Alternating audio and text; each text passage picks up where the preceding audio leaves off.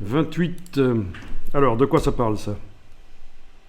Ah oui, petit tuto qui explique comment utiliser le système de... Oui, le système de quoi, au fait? Je vais pas le dire, mais vous avez trouvé, dans Illustrator. Alors, je vais avancer un peu, jusqu'à ce qu'il montre le résultat. On est là. Voilà. C'est fait avec quoi, ça, dans Illustrator? Ah, l'outil, ben oui.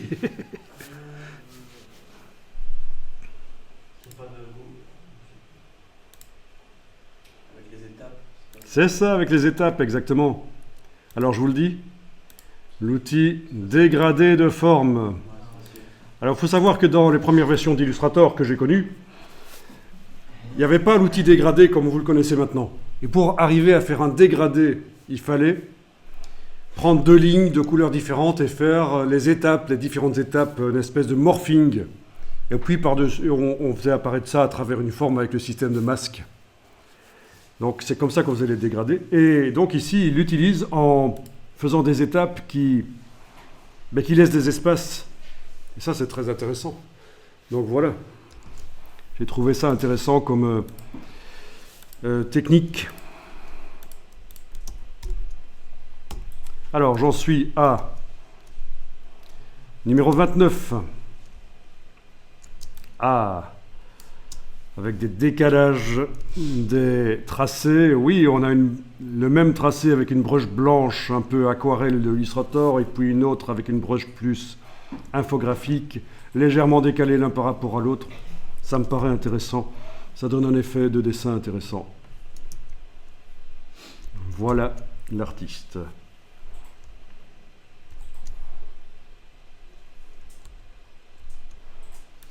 Je passe au numéro 30.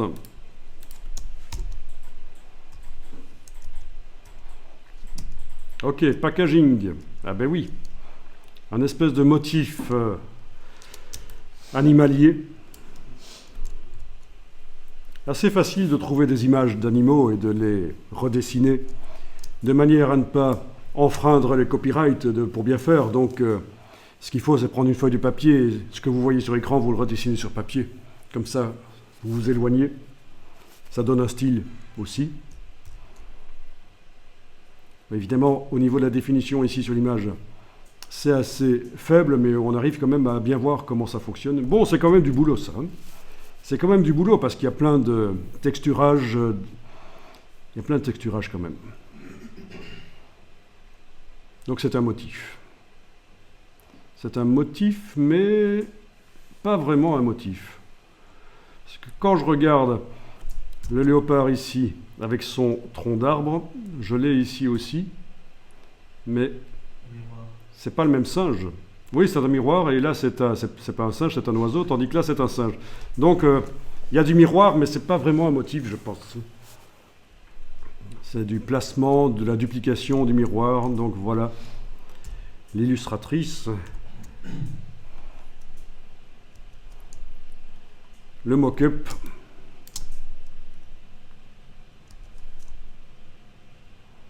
Voilà.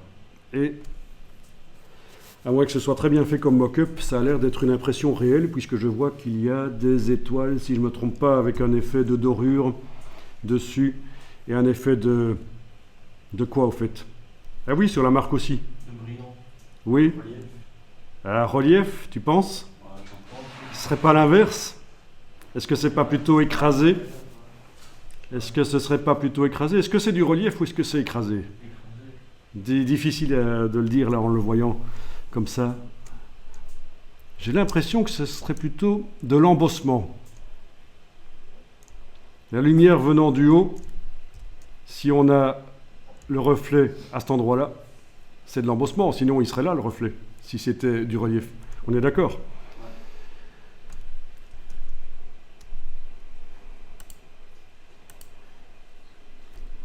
Wikipédia, embossage. Exemple.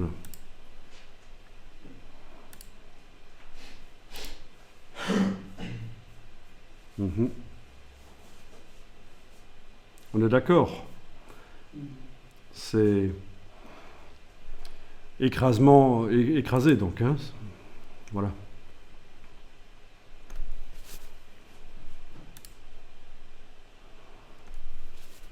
Ok.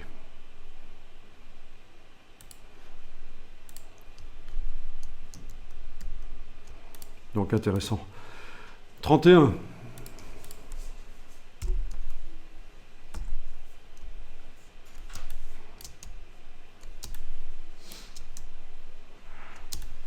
Pas mal aussi, ça. C'est le genre de paysage qui existe réellement. Des paysages avec des stries comme ça, vous avez certainement déjà vu. Des strates. J'aime bien les nuages comme ça.